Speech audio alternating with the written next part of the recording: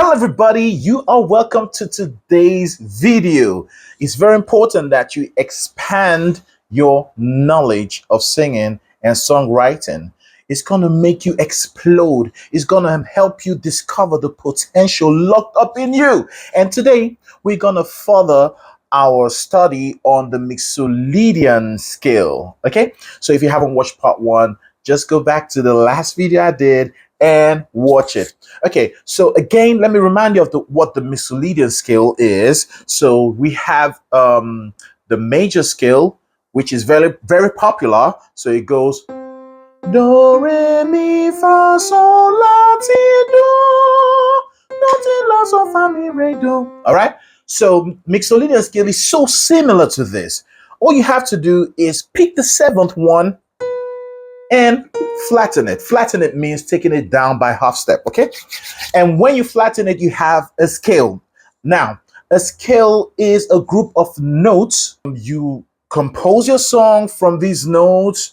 The notes are at your disposal to use to form your melody in a song, to write your song, even for the instrumentalist to play, to form the harmonic lines and so on and so forth. And even for the backup singers who sing the harmony, they form the harmony based on just this note at their disposal, right? So we have 1, 2, 3, 1, 2, 3, 4, 5, 6, 7, and 8. Okay, the eighth one is the same as the first one, just on a higher level. Okay, so we have 8 notes at our disposal. So what we're going to do today, we're going to find popular chord progressions, okay, that you can write songs on or sing on to create more color, more color. That's what it's all about. Let me tell you a story. When I started writing songs, right, my knowledge was so limited. Every song I wrote sounded like major, everything based on do, re, mi, fa, sol, la, ti, do. But then as I grew in knowledge, I was able to unlock the potential in me when I discovered the minor scale. The minor scale that starts from la, ti, do, re, mi, fa, sol, la, sol, fa, mi, re, do, ti, la. I was able to write songs and make them more emotional, more serious, and so on. Because, you know, one thing is that different scales give you different feelings, different moods, okay? And there are different modes, of course. Okay, so let's say, for instance, you want to write a theatrical kind of theme. Okay, you won't be using the major scale most times, right? What you'll be using is more a little bit dark kind of color. And when I say dark, I mean the scale, you know, kind of minors and so on that you have there, a lot more minors. All right, and the major scale is like bright, you know, it's like happy and so on and so forth, like people say. Okay, so you'd want to use a different kind of scale to, you know, attach the right kind of emotion the songwriting has to the music, right?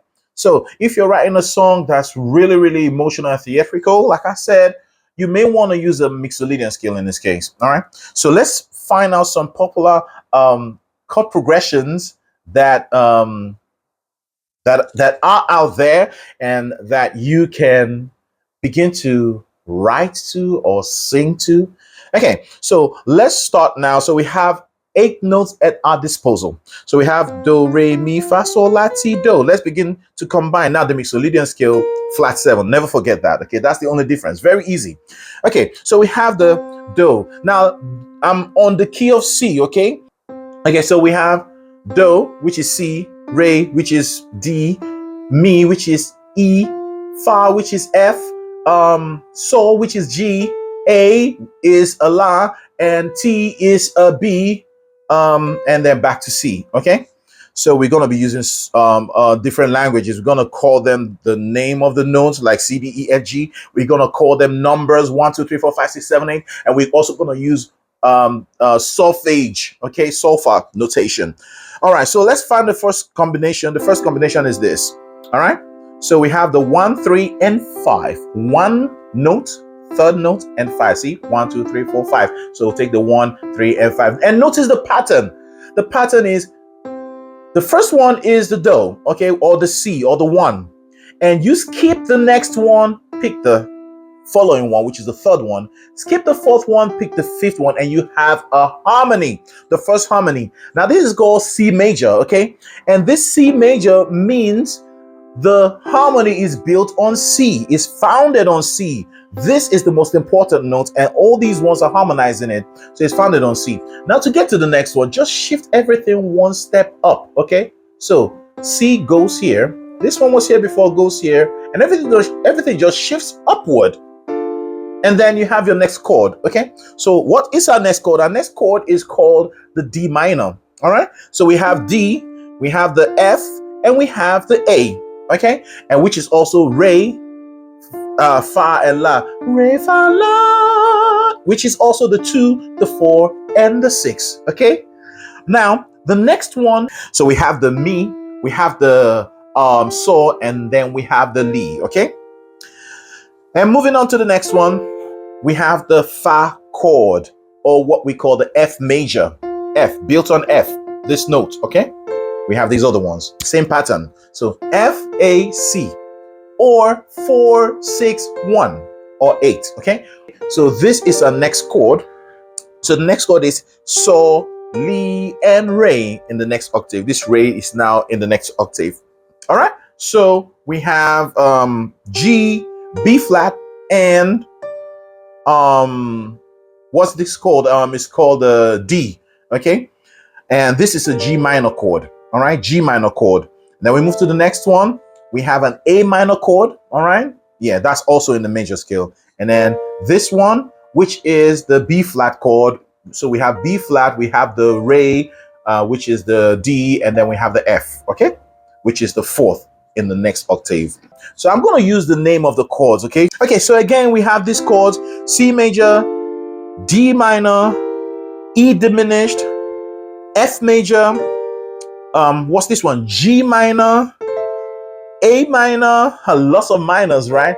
And then we have the B flat major, and that's it, okay? The next one is back to the C. Now let's look at some chord progression. Okay, so we have, where's my sustain pedal? Oh, it's way over there. Yeah, so I've got it. So the first one, I already showed you this one, and I wrote the song on it in the first video. So we have this chord progression. We have, let me go to this octave. So we have the C, B flat, F, back to C.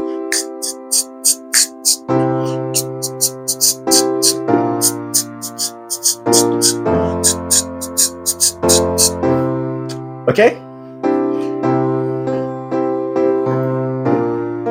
B flat, the fourth chord, F, and back to C major.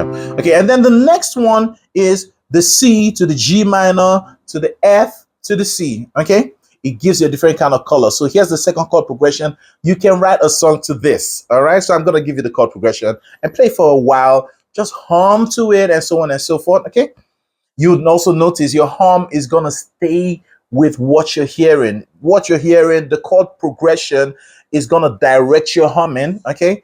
Such that you won't even sing the seventh note of the major chord or major scale, which is not in Mixolydian. Remember in Mixolydian, flat 7, you got it. Okay, so the next chord progression, like I said, is the C and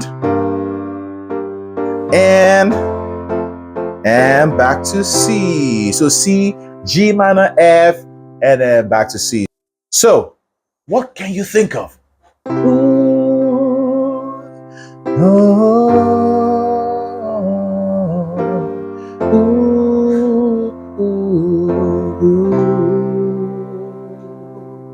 You see how I'm immersing myself in the chord, and it directs my humming. Okay, okay, let me play it again and play for a while.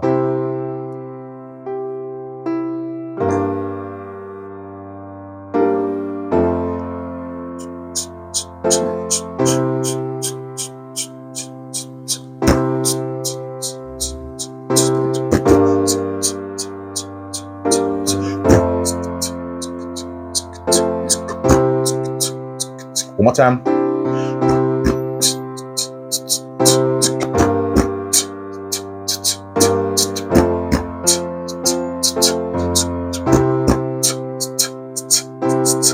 Okay, did you come up with something?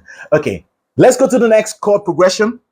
The next combination is C, B flat, D minor, and C. Okay, let's try this one. So we have C major, B flat, all right, and then we have D minor.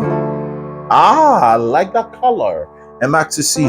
Woo, come on. So let's go. So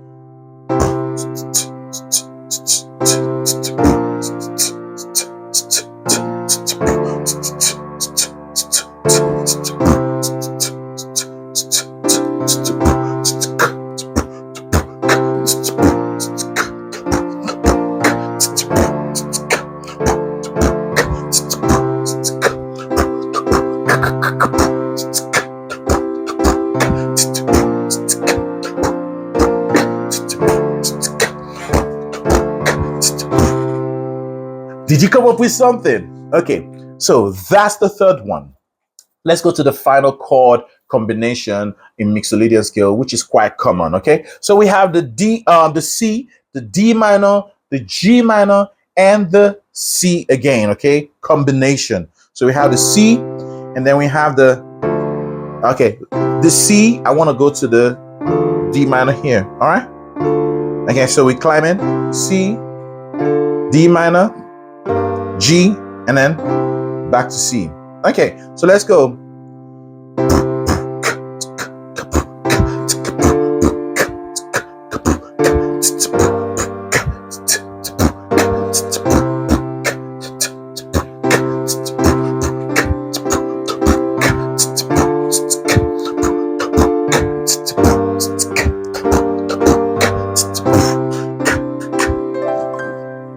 Okay, so that's a different chord progression that's gonna give your songwriting a different feel, and yeah, it will help you write or expand the color of your songwriting. I told you back then when I knew just the major scale, and I knew it instinctively because that's what everybody knew. All right, and when I write songs, it was just based on the major scale. I couldn't give them another color, and at some point it started to sound similar in movement, in mode, in mood. Okay, but then I discovered these other stuff which is out there. You've heard several of them written on this chord progression, but because you didn't have this knowledge, perhaps you wouldn't know. You just enjoy the music. You perhaps didn't know that it was written on this chord progressions that I just showed you.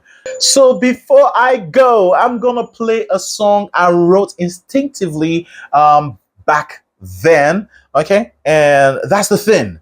It just comes out once in a while. But when you have this knowledge and the theory behind it, you can wake up one day and say, you know what, today I'm going to write a song based on a Mixolydian scale, all right, rather than just you just bump into it every once in like 20 years or 15 years. Yeah, that's what lack of knowledge does. But with knowledge, you can, bam, apply the same principle, apply it anytime, any day, and get the same results. Okay, so now this song, I found out that it's really brilliant because the verse is based on the major scale, is like bright and happy and all that. And then when we get to the chorus, we're now talking real business, okay? Because it brings in it introduces the Mixolydian. I switched from the major from the verse into the chorus, which is a Mixolydian scale with a flattened seven, and that brought in some intrigue, brought in that bluesy feel. Is soothing, and so on and so forth. So I want you to just feel it, okay? So the verse goes like this, based on a major scale. So listen to it. You are wonderfully made, and we just want to say happy birthday, happy birthday. You've been a blessing to us all. May you shine forevermore.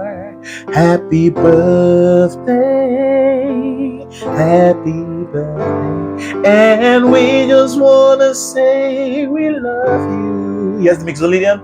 And we just want to say we care. And we just want to say we need you. All the love you need will always be there. Just for that brief moment, I added the Mixolydian scale. And did you notice the change in the color, the mood? All right. Thank you so much for watching, and I'm going to see you next time. Bye bye.